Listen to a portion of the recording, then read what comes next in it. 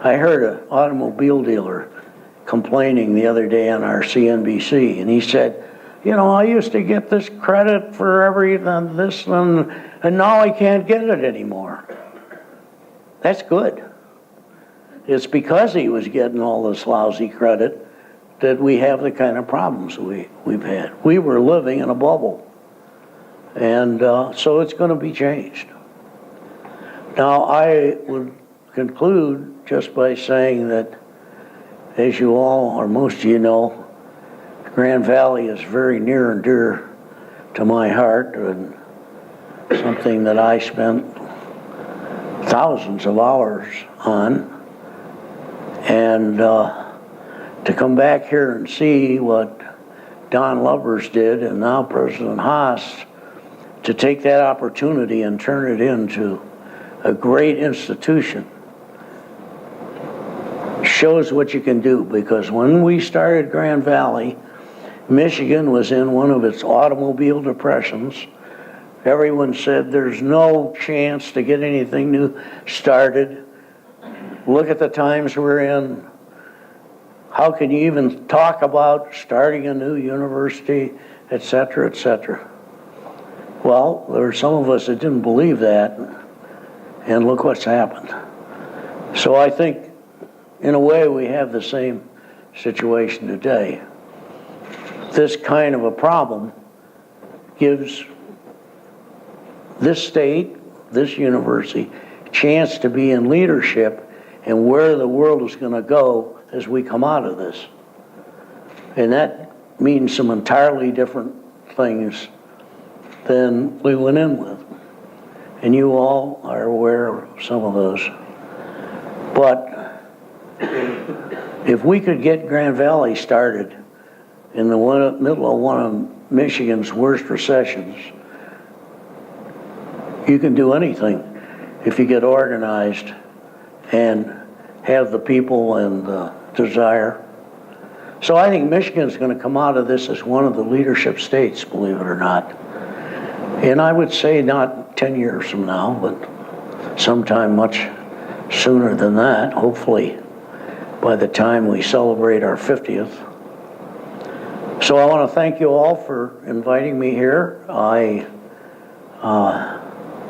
wish I could come to you with a solution which I have packaged and can hand out for immediate action. But I'm like everybody else. We're in new territory. And so we all know that we've got to do some things to get us out of this. And I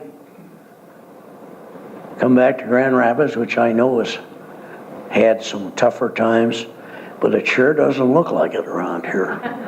I mean, this looks like a boom town. So I can go back to Washington and tell them, if you were only like Grand Rapids, we'd be out of this in a hurry. Thank you. We're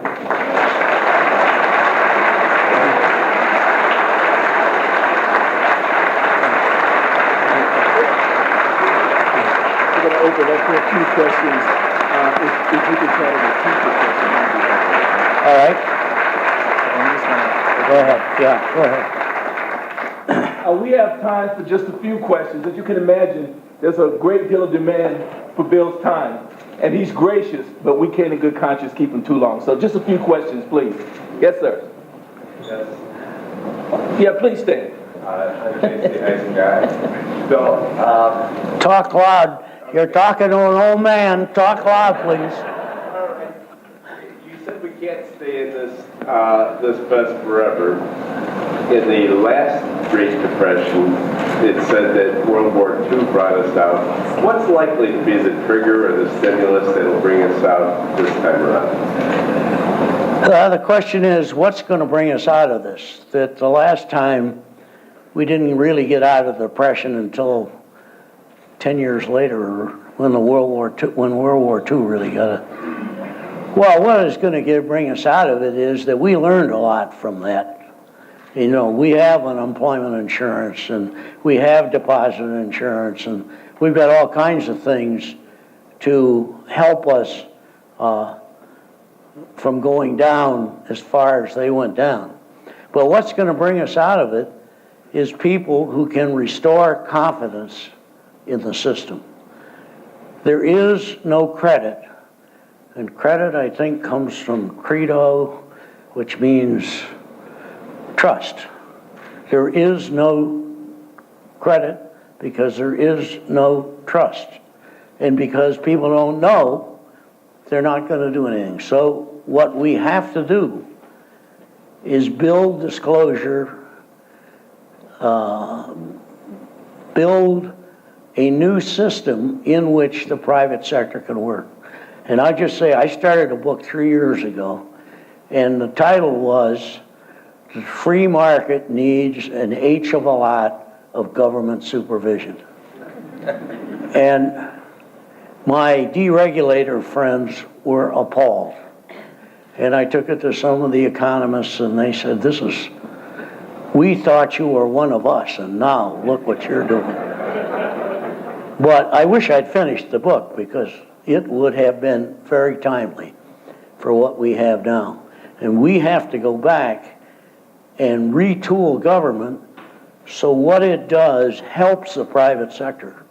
And the number one thing that government can do in that regard is ensure that people have good information on what's going on in the private sector so that they have the possibility of getting some credo. And until they have that, it's going to be very difficult. So that's one of the things I think we will focus on.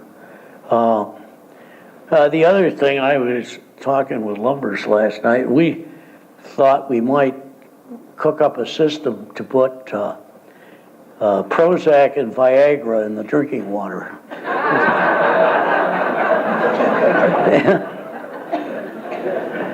Peter? Yes, I'd like to hear your comments on the Community Redevelopment Act and how it incentivized banks to make bad loans and reduce the credit restrictions, and then the mark-to-market provision that was put in by the regulators. Right. Two key points Peter wants to talk about. I usually can only remember one at a time. But the Community Redevelopment Act was passed, 25 years ago with Senator Proxmire et al. And it was designed to keep banks from raising money in Grand Rapids and shipping it to New York where it was used to finance. They said, you got to keep it here and finance Grand Rapids if you raise.